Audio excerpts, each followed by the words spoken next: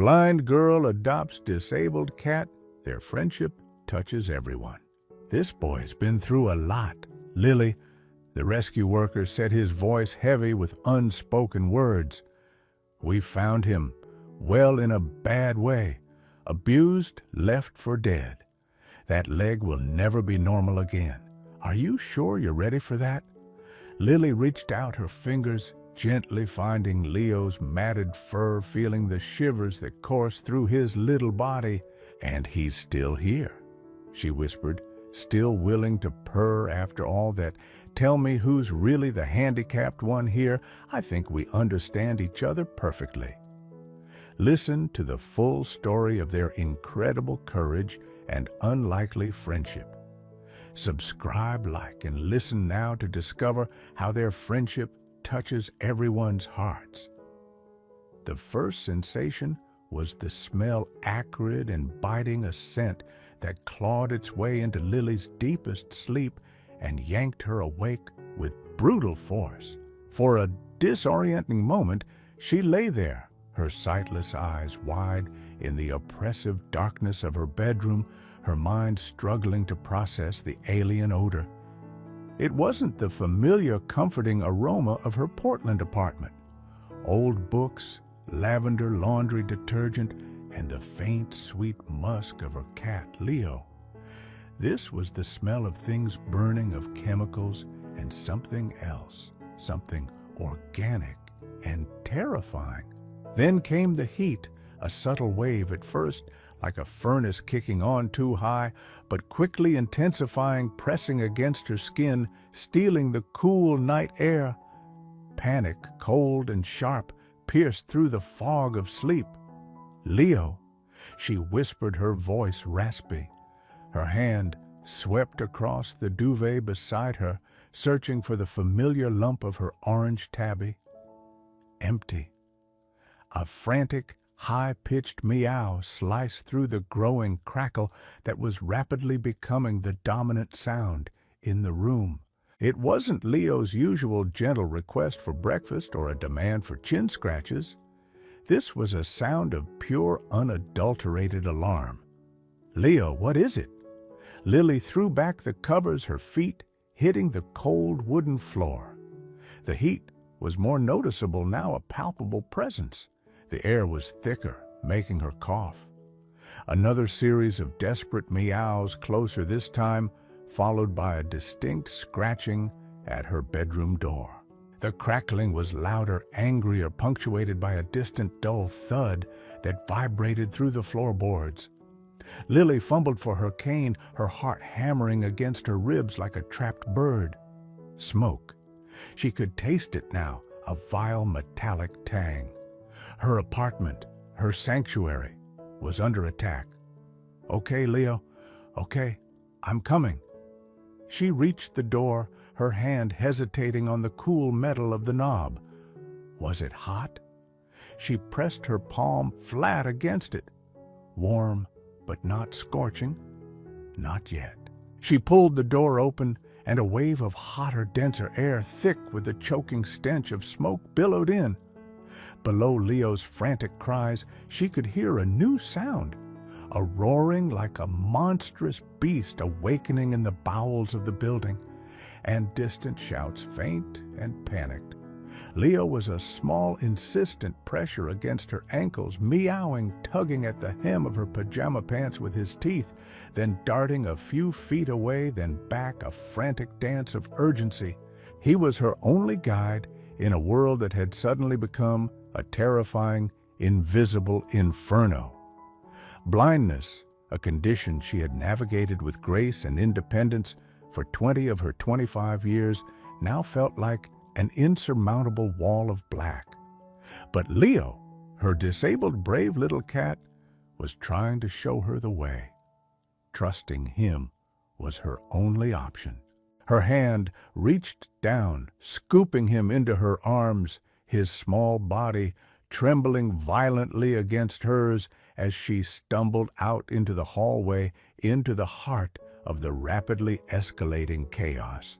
Life for Lily Chen had always been about adaptation and a quiet, determined resilience. Blind, since a childhood illness stole her sight.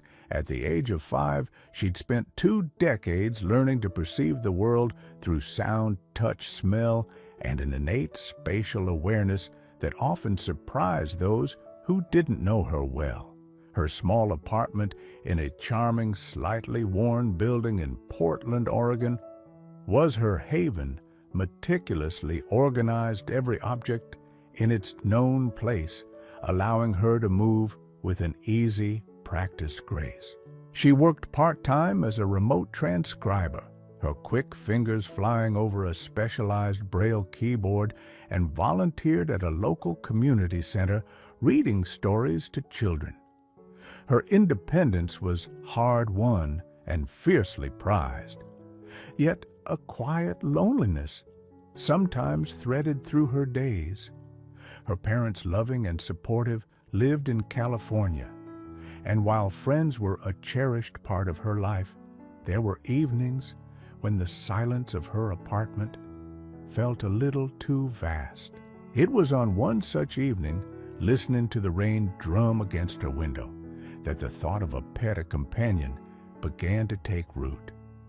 A week later, Lily found herself at the Second Chance Animal Rescue, the scent of antiseptic kibble and a faint undercurrent of animal musk filling her senses.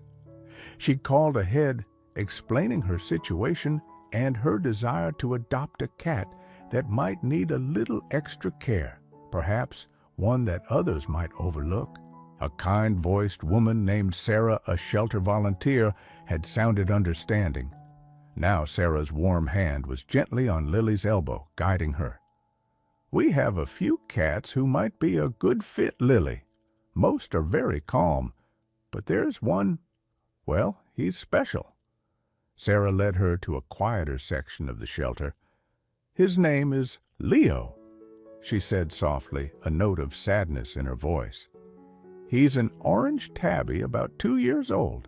As Lily reached out, her fingers brushed against soft, slightly coarse fur through the bars of a cage. A tentative, raspy purr rumbled beneath her touch.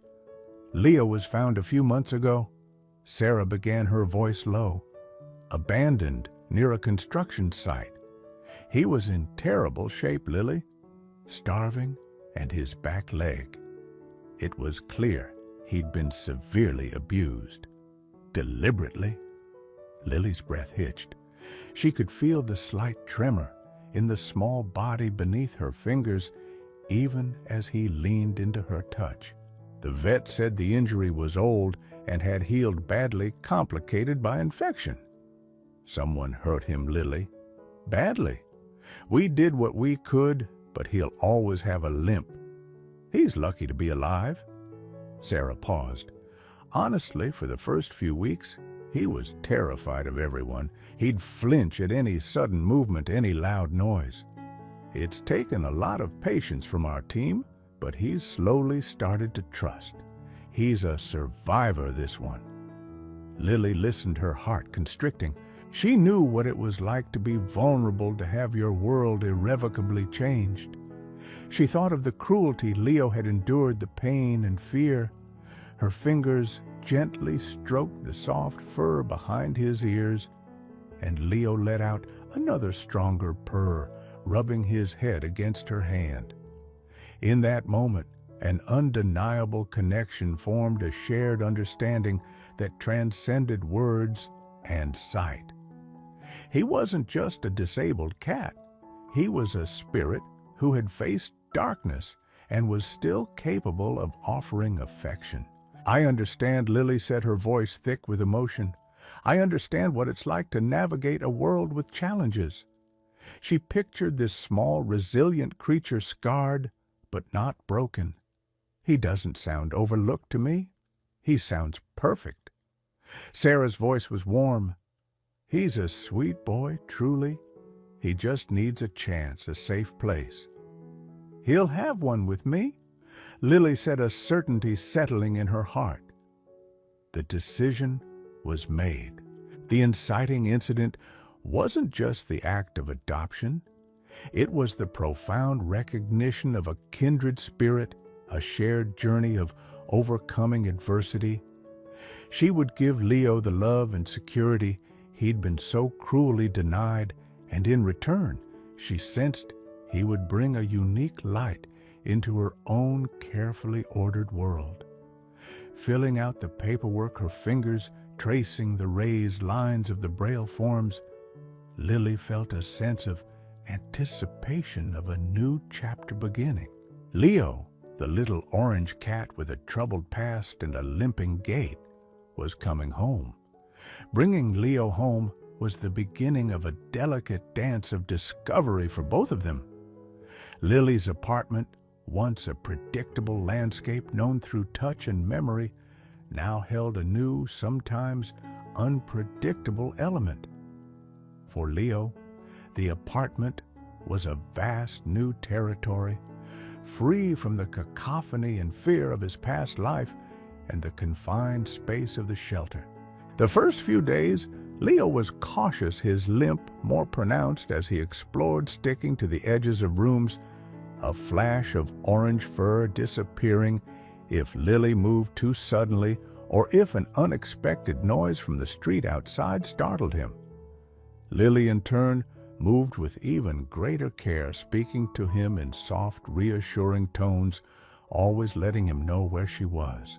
She placed his food and water bowls in the same easily accessible spot in the kitchen, and his litter box in a quiet corner of the bathroom, creating new landmarks in her mental map of the apartment. Slowly, Leo's confidence grew. The tentative purrs became robust rumbles.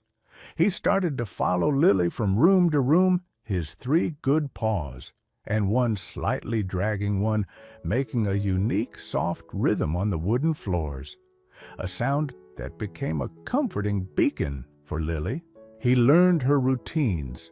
The whir of the coffee grinder in the morning meant Lily would soon be settling into her work chair, an invitation for him to hop onto the small plush bed she'd placed beside her desk. The click of her cane being folded meant she was home to stay for a while. Leo, in turn, became an extension of Lily's senses in ways she hadn't anticipated.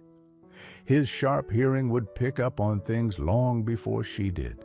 A subtle shift in his posture, a flick of his ears, or a soft questioning meow would alert her to the mail carrier at the door or a visitor approaching her apartment.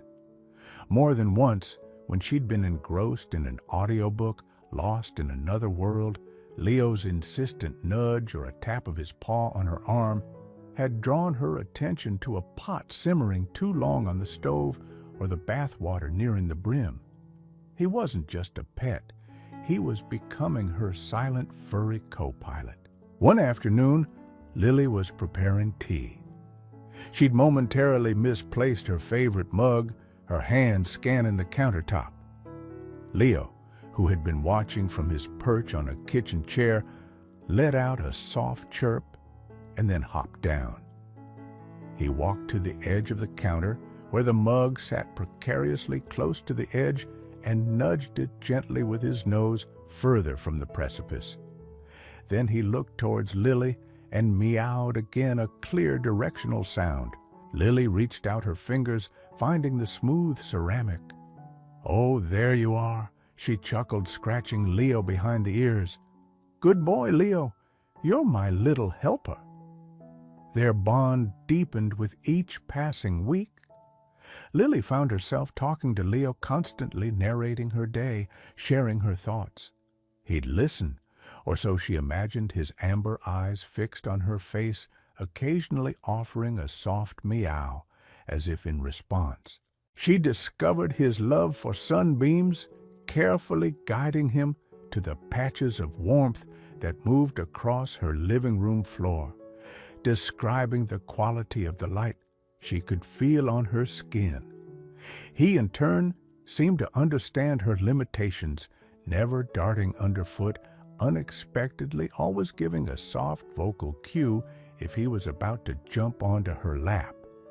The touches every one aspect of their story began subtly with Mrs. Henderson Lily's elderly neighbor from across the hall, a kind woman with a penchant for baking. Mrs. Henderson had initially been wary when she learned Lily, a blind woman, was adopting a disabled cat. "Are you sure you can manage, dear?" she'd asked, her voice laced with concern. But soon she'd see Lily and Leo on their brief supervised outings in the small shared courtyard behind the building. Leo on a harness, gamely exploring the scents, Lily patiently guiding him. She witnessed Leo's attentiveness, the way he'd sit patiently by Lily's feet, or the gentle way Lily would describe the flowers to him, her fingers brushing his fur as she touched the petals.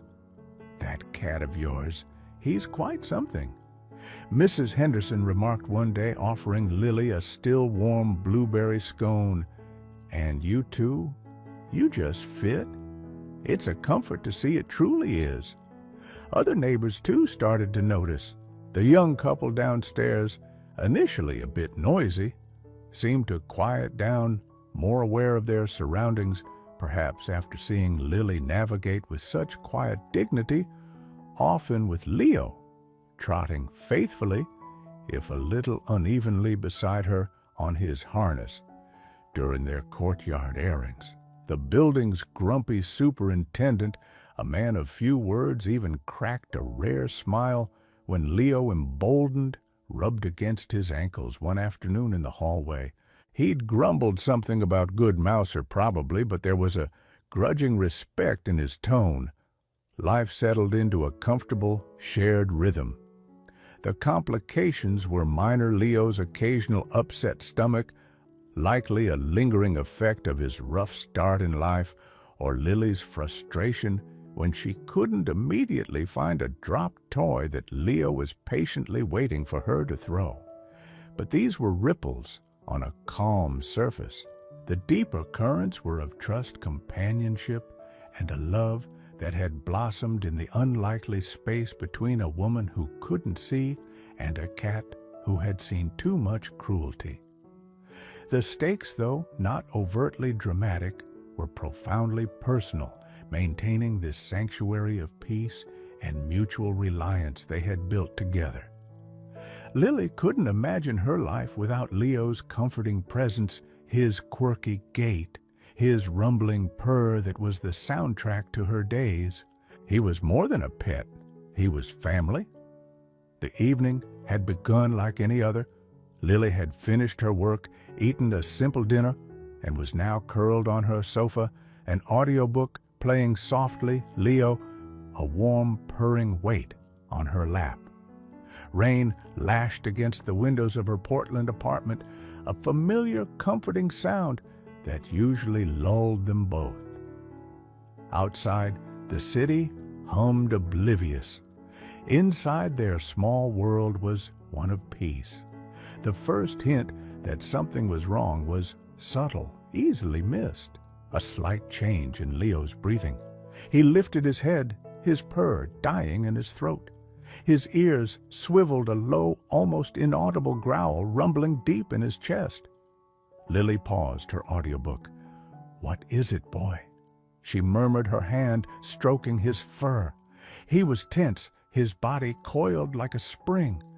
Then she smelled it, a faint, unfamiliar acridness tainting the familiar sense of her home.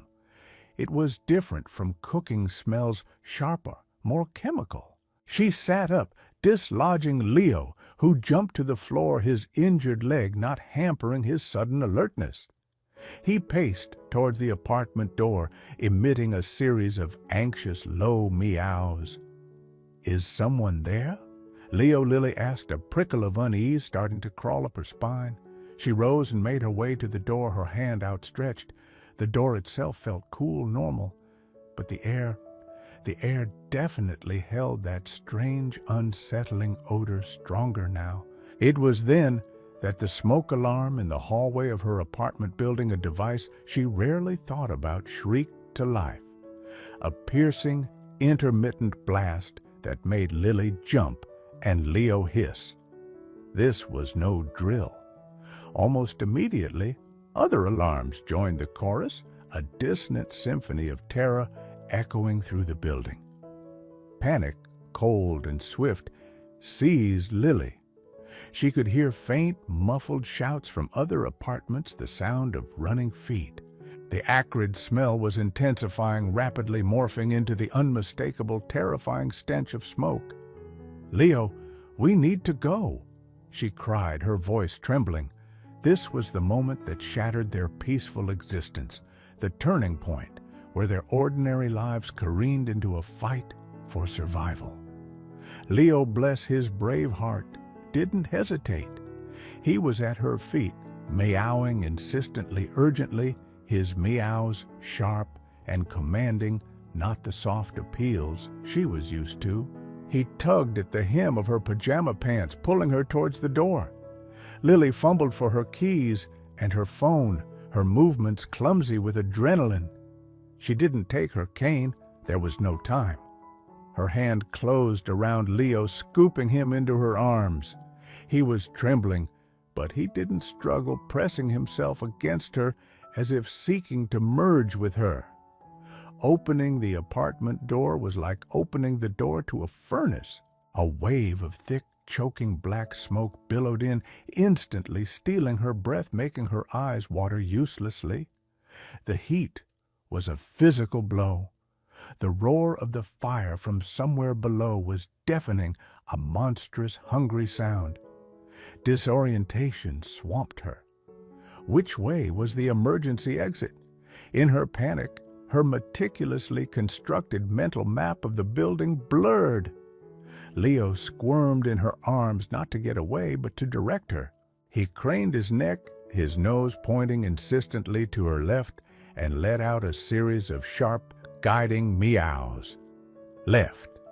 The emergency stairs were to the left, of course. Clutching Leo tightly to her chest with one arm, her other hand skimming the wall, Lily stumbled into the smoke-filled hallway. Each breath was an agony searing her lungs. The heat was baking her skin. She could hear screams now closer and the terrifying crackle and pop of the fire devouring the building. Leo was her only compass.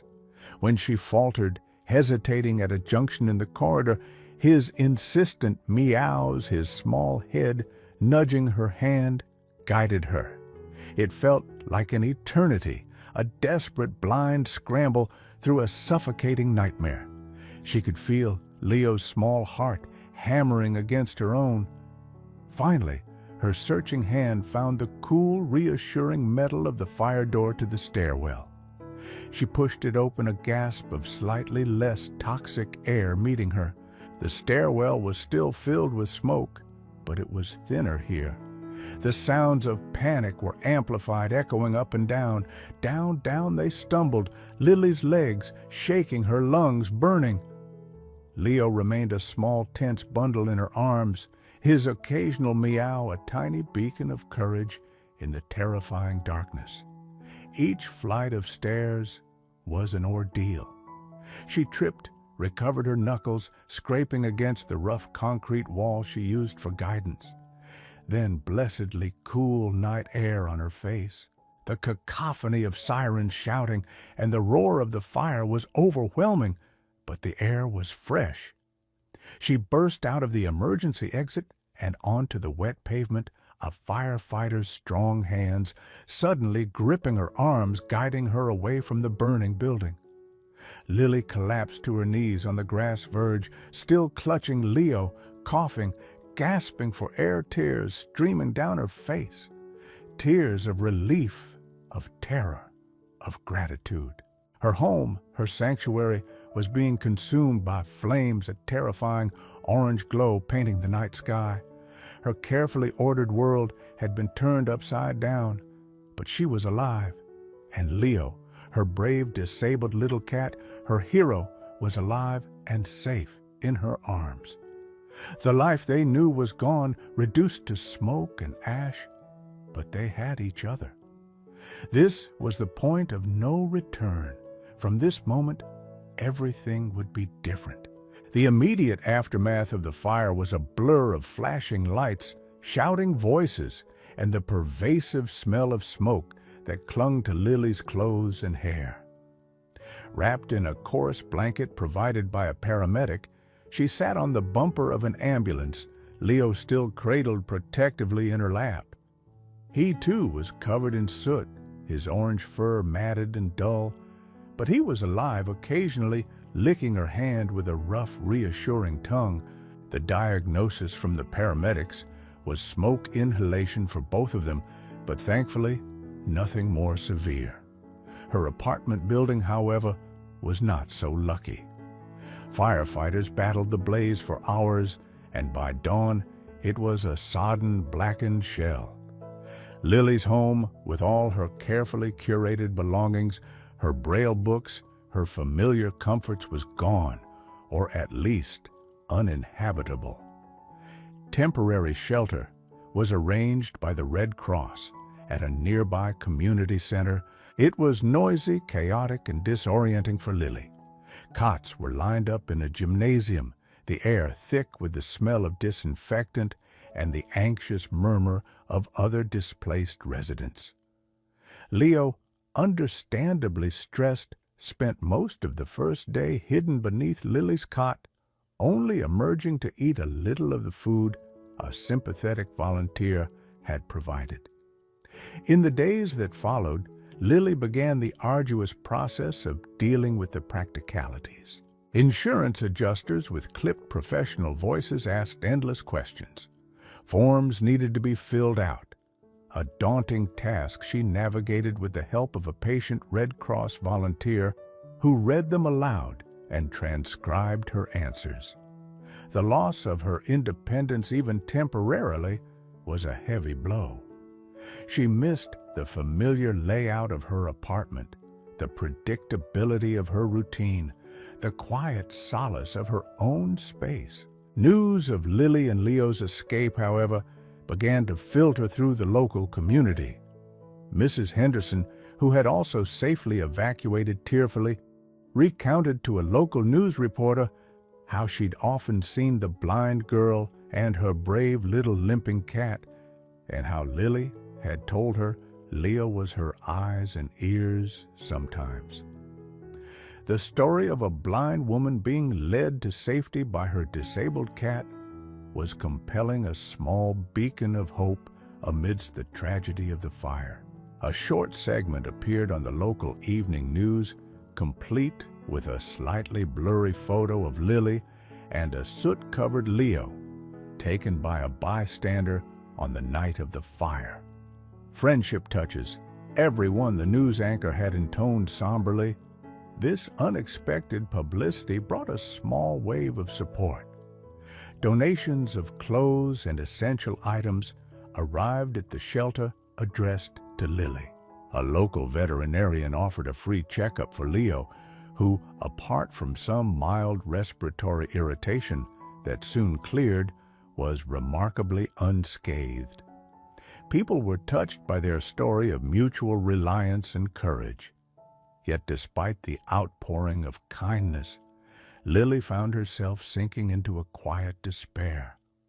The road ahead seemed impossibly long and uncertain. Finding a new apartment in Portland that was both affordable and suitable for her needs felt like a monumental task. The loss of her familiar environment, where every object and its placement was a part of her internal map, was profoundly disorienting.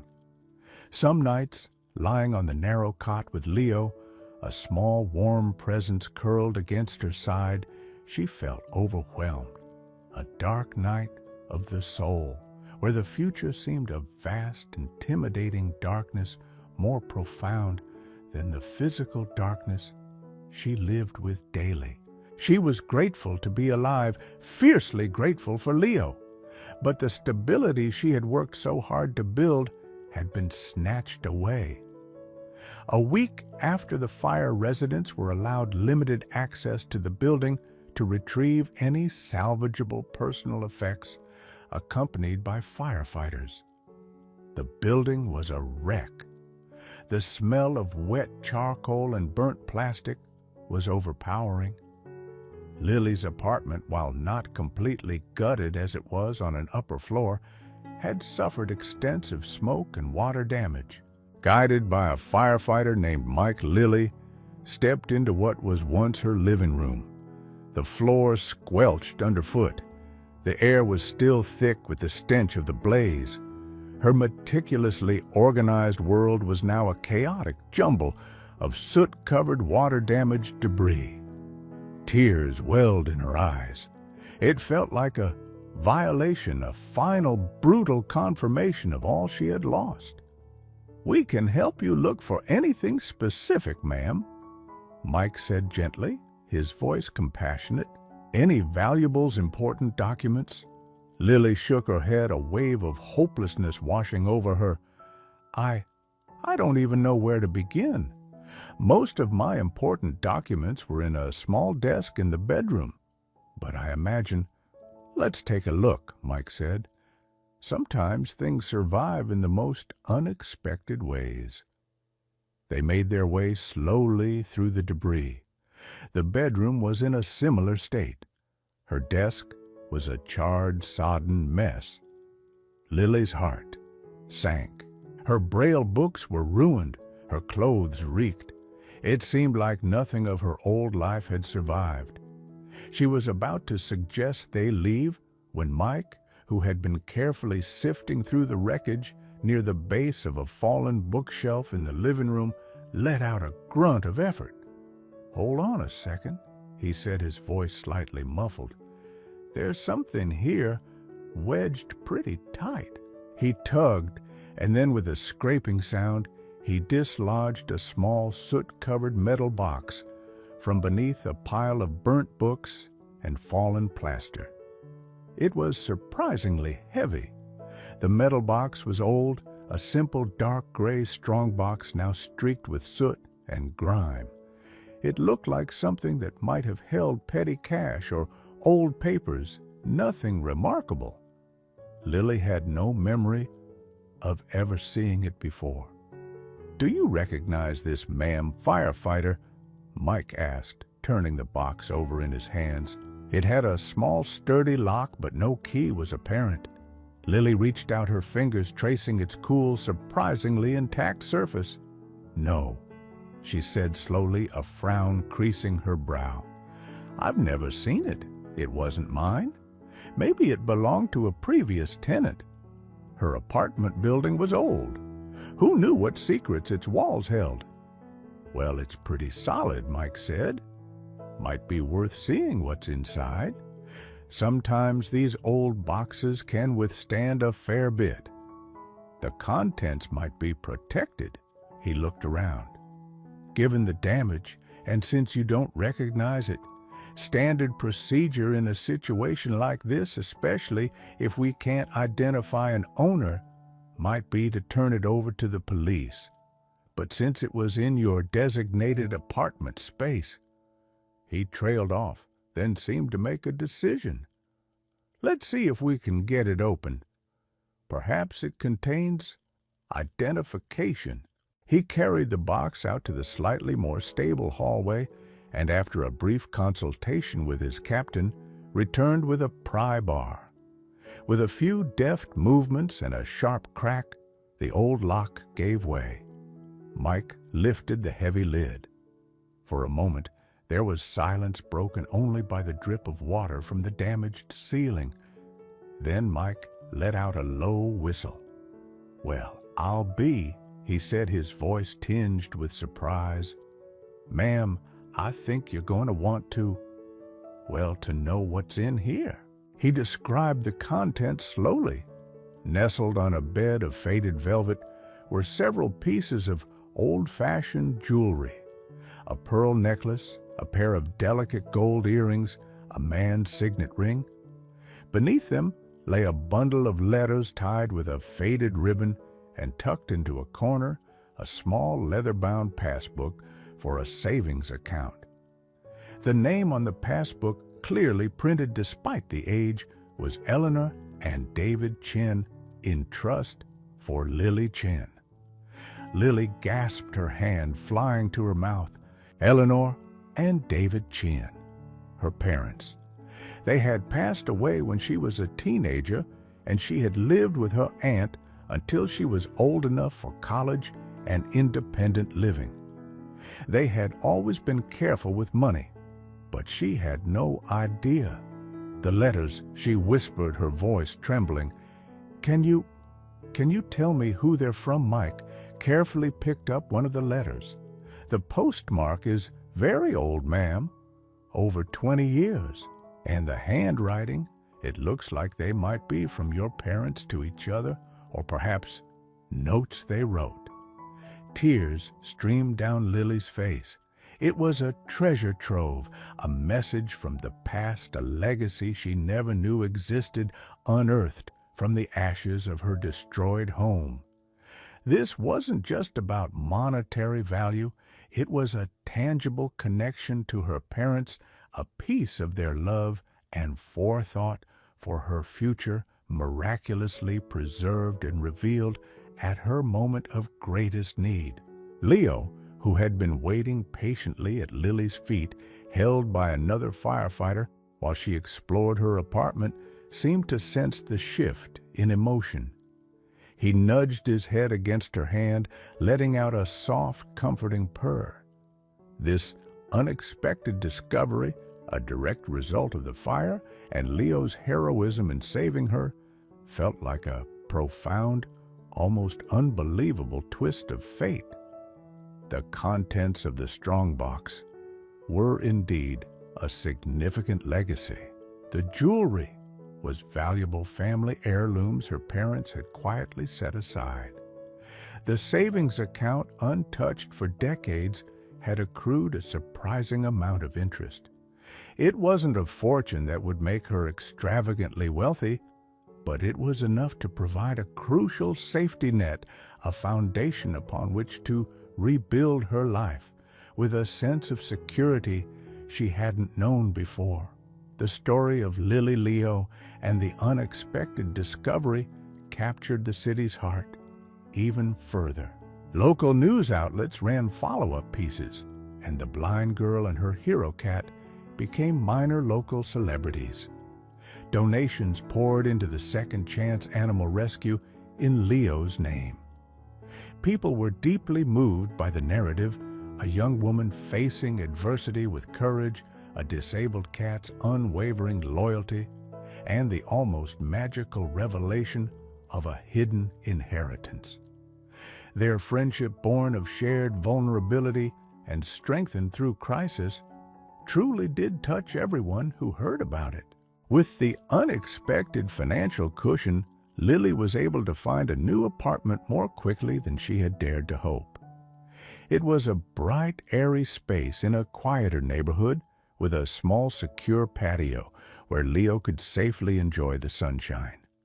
She meticulously organized it, creating new mental maps, new pathways of familiarity.